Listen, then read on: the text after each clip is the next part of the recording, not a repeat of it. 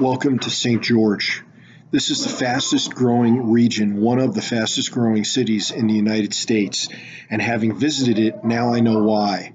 You're actually driving along a route headed in hurricane towards Sand Hollow State Park, approximately 10 miles outside of downtown St. George.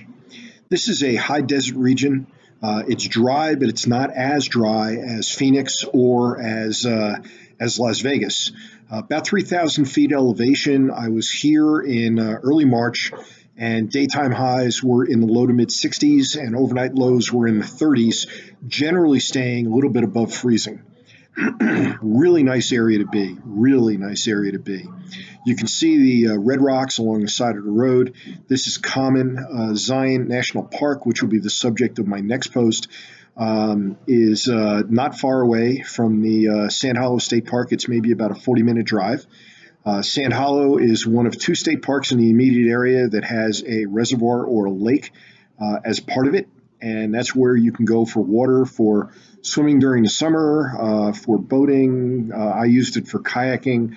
The water when I went in early March was in the upper 40s, but of course I wasn't really in the water. I was more just floating along on top of the water. Here we are approaching the state park. The roads are nice and open. There's a great coffee shop just about, I'd say, 10-15 minutes away from Sand Hollow. And there are a lot of other RV parks in the area. There is an RV park about halfway between Sand Hollow and Zion National Park, maybe a little closer to Zion than that. There are a number of parks, RV. The other state park, which is only about 10 minutes away from Sand Hollow, is Quail Creek State Park. It also has a reservoir or lake, and the RV sites there are all without hookups, so it's all just dry camping. Whereas here at Sand Hollow, and we're now approaching the entrance, you have full hookups in the major loop area that we're about to enter into. So you come in, you pass through. I elected to get a annual pass, which gets you 12 months plus the balance of the month that you're purchasing, and that was something like $75 or $85. Whereas every time you enter the park, if you're not camping, it's $10. So it kind of made sense to me to have that and have that as a resource. This is the road leading up. It's the loop road. You can see there are pull-offs here for the RV sites. Mine was a pull-through site. Most of them are, but not all. Some of them are on a little bit of a hill, and that's a bit of an issue. So make sure that you are comfortable with where you're parking your RV and how you're doing it. You can see me coming up very shortly to my site.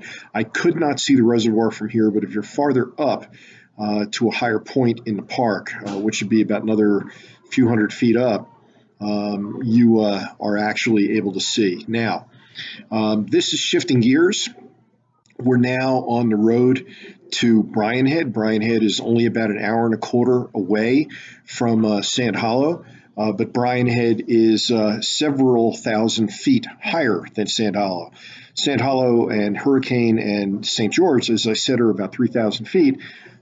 Here we are at approximately 8,000 or 9,000 feet. The base of the mountain is 10,000 feet, and the peak of the mountain is 11,000 feet. And I've got more written up on my post about this, so you can go to rvcrossamerica.net/St. George. What impressed me about this particular stretch is the S-turns that we're about to go through. I mean, they are steep. There was a warning a little bit below not to take a trailer up here, and I certainly see why. They said upwards of a 13% grade, and while it's a very short grade, that would be a fatal move for most trailers of any significant length to get up and through. Brian Head itself is the highest elevation skiing in the state of Utah. It's a nice place. This is the base of the mountain. You can see a nice breadth to it, and there are some other photos that I've got on the post that relate to Brian Head. And what you see now is the drive back.